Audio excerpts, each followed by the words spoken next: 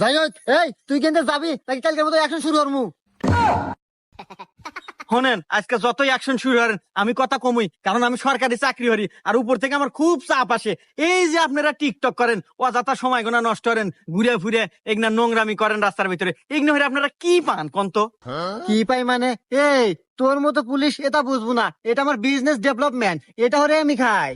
হ্যাঁ, এই তো খান মানে? আরে ভাই, এটা কি আপনার সংসার চলে?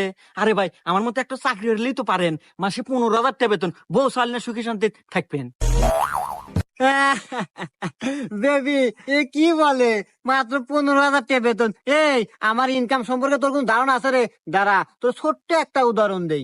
এই যে ক্যামেরাম্যান তোর পাশেই দাঁড়ায় আছে, ওর বেতন মাসে 1 লাখ।